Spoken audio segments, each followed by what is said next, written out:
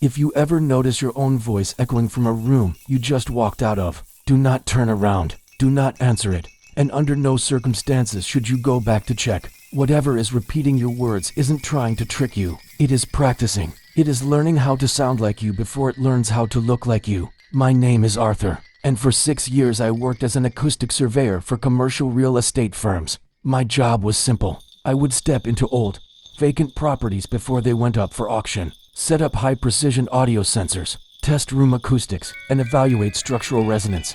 I spent hundreds of hours in empty houses, surrounded by nothing but bare floorboards, peeling wallpaper, and deep silence. I was used to strange creaks, settling timber, and the groan of rusty pipes. I knew how sound bounced off concrete, aged wood, and plaster, but I had never encountered a house that listened back. It happened in mid-October at a property on the outskirts of Blackwood Ridge. The house had been abandoned since the late 1970s, nestled at the dead end of an unpaved road surrounded by miles of dense, silent pine woods. It was a sprawling, two-story structure built with heavy, dark oak and crumbling red brick. The local bank wanted a complete acoustic assessment because prospective buyers reported hearing strange, low-frequency humming sounds resonating inside the walls. I arrived late in the afternoon. The sun was already dipping low behind the tree line, casting long, pale orange shadows across the overgrown driveway. I unpacked my equipment bag, grabbed my directional microphone,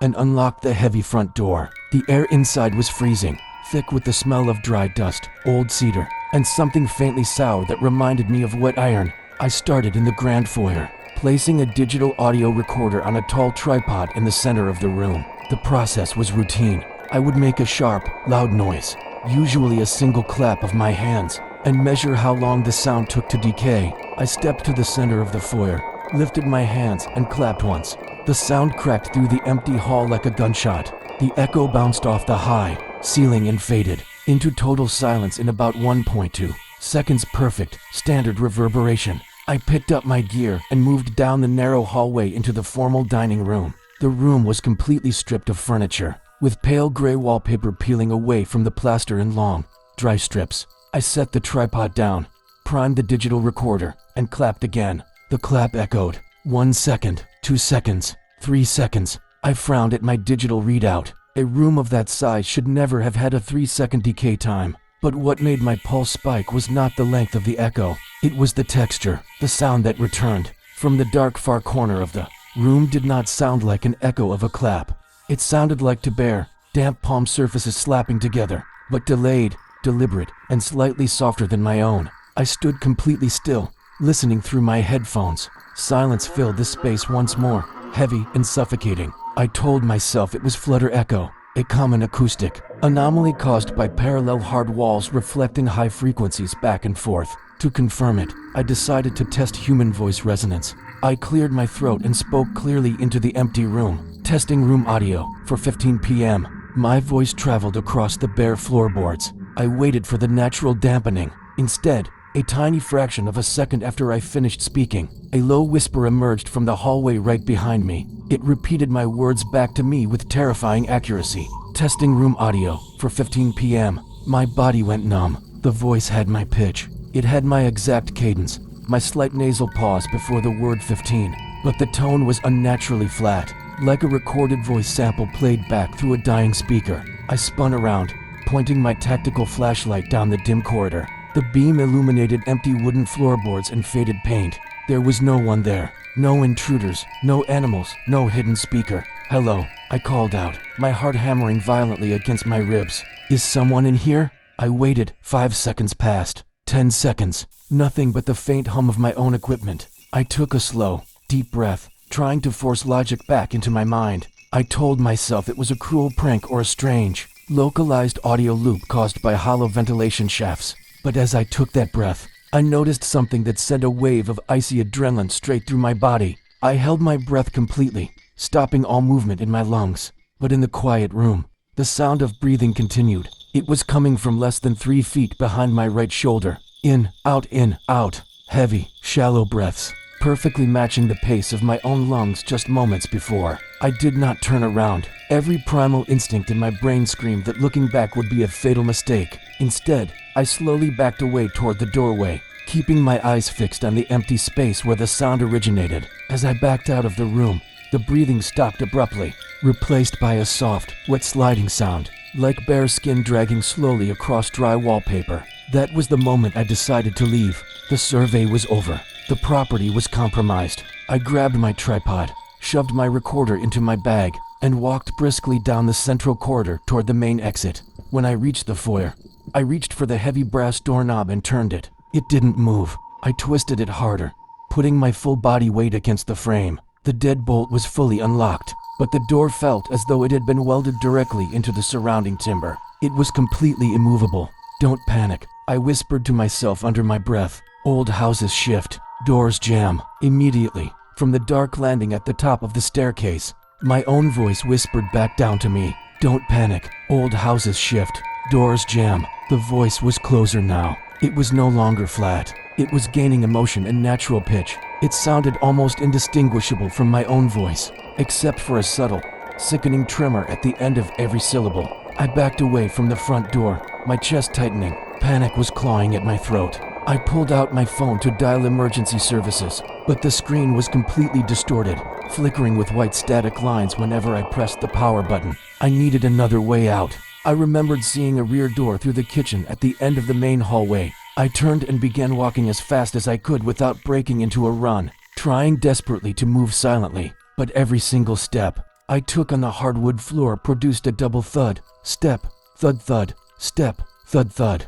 Something was walking with me, not behind me, but inside the very walls to my left and right, moving at my exact speed. I burst into the kitchen. The rear door was made of aged oak with a small square glass window near the top. Outside, night had fallen completely, wrapping the surrounding pine woods in total darkness. Parked right outside under the pale yard light was my white service van. Through the glass, I could see the van clearly. A wave of relief washed over me for a fraction of a second, until I looked closer at the driver's seat. Sitting behind the steering wheel of my vehicle was a figure. It was wearing my brown canvas jacket. It was wearing my gray cap. Its hands were gripping the wheel firmly at 10 and 2, and as I stared through the glass in absolute horror, the figure inside the car slowly turned its head toward the house and looked directly at me through the window. Its face was my face, but the dimensions were completely distorted. Its skin was stretched impossibly tight over its jaw, and its mouth opened into a wide, unnatural smile that reached past its cheekbones, revealing double rows of dull gray teeth. It raised its hand and waved at me with slow, mechanical precision. If that thing was outside in my car ... then what was standing in the dark kitchen with me? A freezing hand touched the back of my neck. The fingers were long, bone dry, and felt like rough paper. My body locked in pure, agonizing terror as a wet breath brushed against my ear. It did not speak in normal sentences. It spoke by stitching together every sound I had made since entering the building. The sound of my footsteps, my heavy breathing, the click of my tripod, and my voice were twisted into a horrifying, rhythmic cadence. Then, it leaned closer and whispered a secret I had never shared with a single human being. It whispered the exact final words my grandfather had spoken to me in private 30 years ago. Words that had never been written down, never recorded, and never uttered by anyone else. "You belong to the house now, Arthur." A surge of primal terror shattered my paralysis. I swung my heavy tripod behind me with all my strength, feeling it slam into something dense and hollow with a sickening crunch. I didn't wait to see what it was. I lunged at the rear door, smashed my fist through the small glass window, reached through the broken frame, unlocked the exterior latch, and shoved the door open. I threw myself out into the icy night air, crashing onto the gravel driveway. I didn't look back at the house. I scrambled to my feet, sprinted to my van, yanked open the driver door, and threw myself into the seat. The figure that had been sitting at the wheel was gone. The cab was empty. My keys were already resting in the ignition. I slammed the door shut, turned the key, rammed the gear shift into reverse, and tore down the dirt road, sending gravel flying into the darkness. I drove for 4 hours without stopping. I kept my eyes fixed strictly on the highway ahead.